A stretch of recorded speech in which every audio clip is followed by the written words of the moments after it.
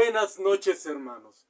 Una de las historias más hermosas, a lo mismo que divertidas de la Biblia, es la narrada en la historia del juez Ehud, segundo juez de Israel, y cuya historia se narra en el libro de los jueces, capítulo 3, versículos del 13 o del 12 al 30. Esta historia, hermanos, es muy interesante por varias razones. Primero, porque vamos a descubrir que todo en su narración o bien es producto de exageración o de una imaginación muy encendida. Y segundo, porque trae una enseñanza bastante fuerte tanto para los lectores de ese tiempo como para nosotros mismos. La historia comienza diciendo, hermanos, que estaban los israelitas ya asentados en las tierras de Canaán, luego que Josué había dividido el territorio entre ellos. Esto es ya después, mucho tiempo después de que Moisés los había liberado de la esclavitud, pero todavía no había reyes en Israel. Y entonces los israelitas, dice, luego de cierto tiempo volvieron a pecar contra Dios, se olvidaron de Dios, y entonces Dios los dejó solos, por así decirlo, para ver cómo les va, ya que no quieren saber nada con él, y entonces volvieron otra vez los problemas. Un rey de los moabitas, del pueblo de Moab, llamado Eglón, que la Biblia dice era gordo como él solo, pues decidió atacar a los israelitas. Entró por las partes del sur de Israel y se asentó en la ciudad de Jericó, y desde allí empezó a dominar al pueblo de Dios, y los tuvo dominados por 18 años. De entrada, hermanos, ya vemos nosotros que hay cierta incoherencia en el relato. Dice que Eglón había ido y se había asentado en la ciudad de Jericó, la ciudad de las palmeras, así dice el relato. Pero Jericó había sido destruido antes. ¿Se acuerdan ustedes que en el relato de Josué, Jericó había sido destruido y todas sus murallas y toda la ciudad había sido totalmente destruida? ¿Cómo iba Eglón a asentarse sobre las ruinas de una ciudad? Sobre todo si se supone que entra como un gran rey para poder dominar al pueblo. Ya vemos nosotros de entrada que hay cierta incoherencia, pero a los escritores bíblicos no les importa, porque lo que ellos quieren es contarnos su historia. Dice que Eglón los tenía dominados ya por 18 años, y en esos 18 años los israelitas tenían que dar un tributo anual a este rey, en trigo, en productos agrícolas, ya sabemos nosotros siempre en qué. La cosa es que después de 18 años, dice, los israelitas empezaron a lamentarse, se acordaron de Dios y le pidieron para que les diera la salvación. Y Dios suscitó entre ellos a Ehud, un juez venido de la tribu de Benjamín, que se levantó como líder del pueblo para liberarlo en nombre de Dios. Algo interesante con este Ehud, hermanos, es que no es como los personajes normales que aparecen en la Biblia. Normalmente la Biblia siempre nos muestra a sus héroes como hombres muy fuertes, con grandes habilidades y grandes capacidades militares. Ahí tenemos al primer rey Esaú, está también el rey David, Sansón, el mismo Moisés y muchos otros que gobernaron Israel. Sin embargo, Ehud es totalmente distinto. Para empezar, el texto dice que es un íter, le da el adjetivo de íter. En nuestras Biblias normalmente dice que Ehud es zurdo, pero la palabra íter más bien indica a alguien discapacitado, una persona que tiene una deficiencia física. Bien podemos decir entonces que Ehud era o una persona manca, o era manco, o era una persona con la mano derecha paralizada, un discapacitado de la mano derecha. Y a este hombre, con discapacidad y todo, Dios lo escoge para que liberara a Israel. Vamos a ver cómo lo hizo. Cuenta la historia en el libro de los jueces que el día que iban a llevar el impuesto anual, el tributo anual a Eglón, en la ciudad de las palmeras, en Jericó, se ofreció Ehud para llevar la comitiva. Los israelitas no querían tener ningún problema con Eglón, que tenía un fuerte ejército de los moabitas acompañándole.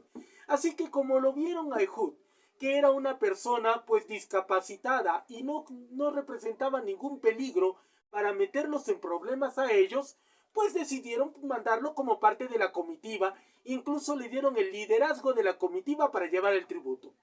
Fue llevando el tributo hasta la ciudad. Cuando llegaron a la ciudad, dice, entregaron el tributo como algo normal. Después de dejarlo, regresaron otra vez hacia las partes de Israel. Y cuando estaban más o menos a la mitad del camino, Ehud agarró y les dijo: continúen ustedes, porque yo voy a regresar, que me he olvidado algo. Solo Dios sabe qué cosa los demás habrán pensado que se había olvidado. La cosa es que Ehud regresó a Jericó, donde estaba el rey Eglón. Eglón, hermanos, como ya lo hemos dicho, era, dice, un rey extremadamente gordo. Aquí viene también otra parte interesante de la lectura, porque Eglón en hebreo quiere decir novillo o ternero.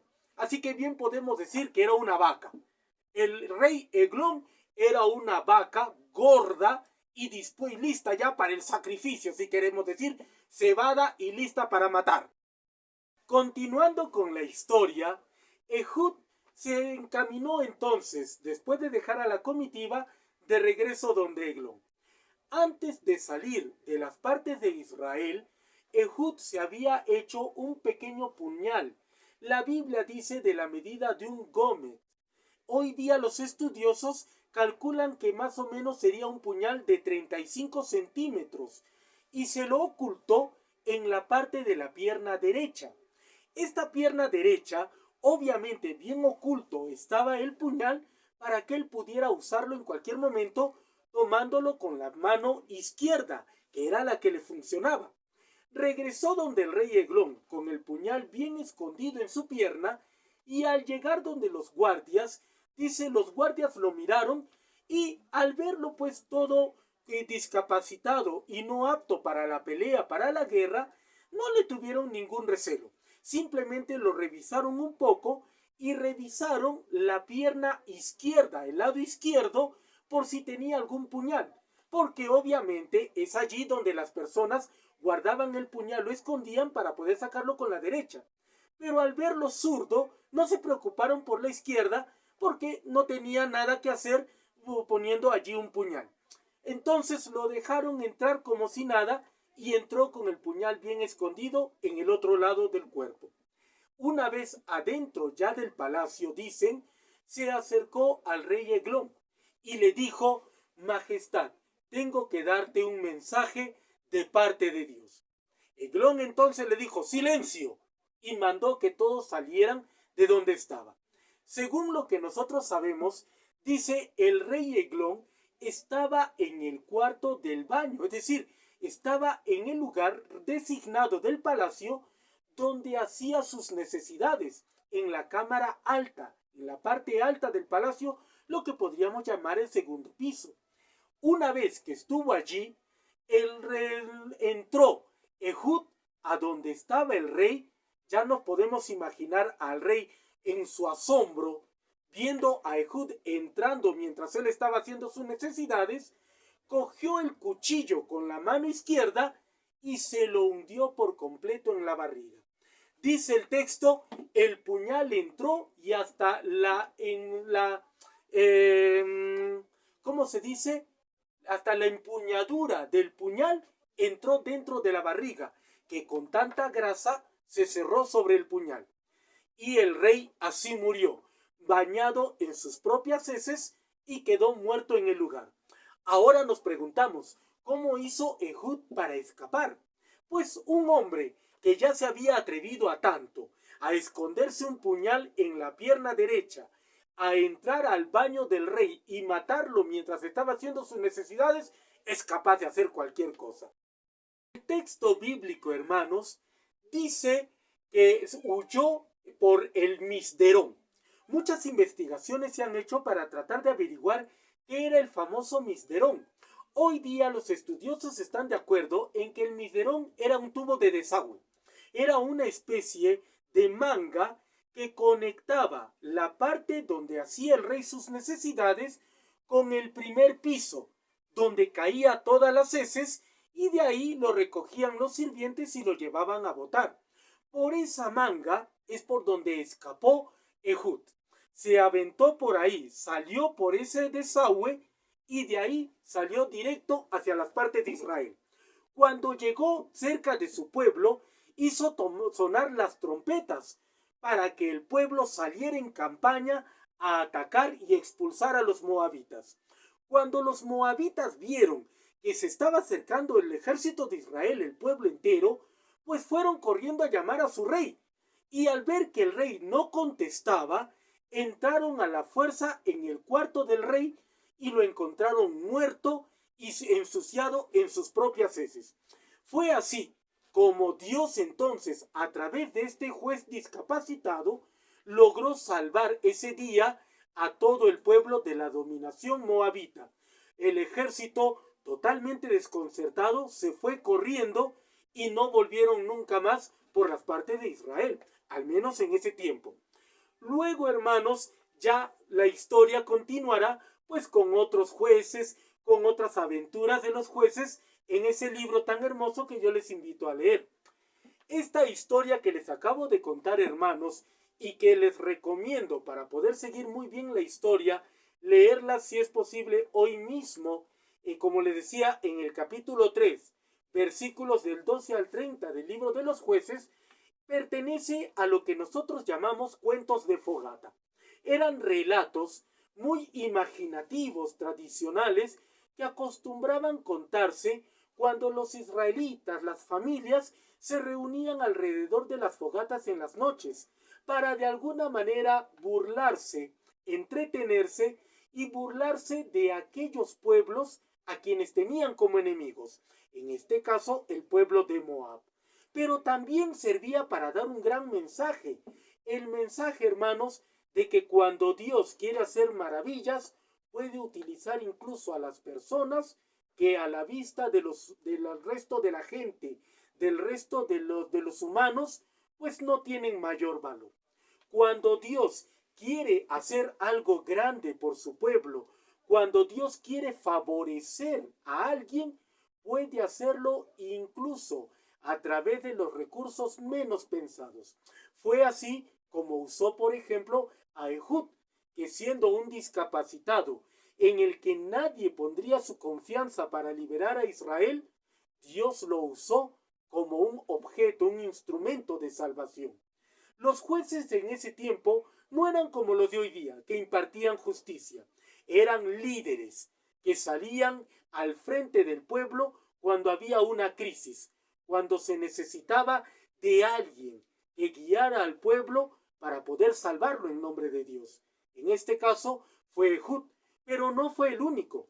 También en algunas ocasiones Dios usaba de la fuerza más débil, si queremos decir, la de la mujer, como el caso de la jueza Débora, a quien Dios mismo ungió como jueza de Israel y que acompañó a uno de los grandes jueces, al juez Barak, para que pudiera liberar al pueblo de las fuerzas del general Sísara. Usó también a una mujer para que salvara al pueblo cortándole la cabeza a este general.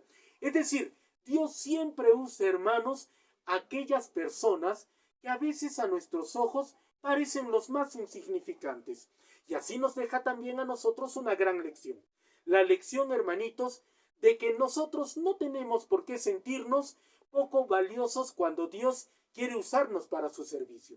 Muchas veces yo he escuchado a muchas personas cuando se les propone asumir un cargo en un grupo parroquial o una misión o algún trabajo, una labor dentro de la parroquia o tal vez en alguna comunidad, decir, no, yo no puedo, yo no sé, no estoy formado, ¿cómo voy a hacer algo bueno yo si ni siquiera puedo hacer algo bueno para mí? En realidad, hermanos, nosotros no tenemos ningún derecho a limitar la acción de Dios. Si Dios quiere escogernos para hacer algo maravilloso en nuestra vida y para su iglesia, ¿quiénes somos nosotros para limitar su acción? Hace muchos años escuché a una hermanita que decía de una manera muy sabia, Dios no escoge a los preparados, Él prepara a sus escogidos. Y creo que esta frase de esa hermana da muy bien con lo que hoy día hemos hablado acerca de este juez. Dios escoge no al más hábil, no al más fuerte y al más capaz, sino a aquel que está dispuesto a ponerse en sus manos para poder colaborar con Dios en las maravillas que Él quiere hacer en este mundo. Muchas gracias, hermanos, por haberme prestado atención. Dios mediante seguiremos comunicándonos en otro momento. El Señor los bendiga siempre.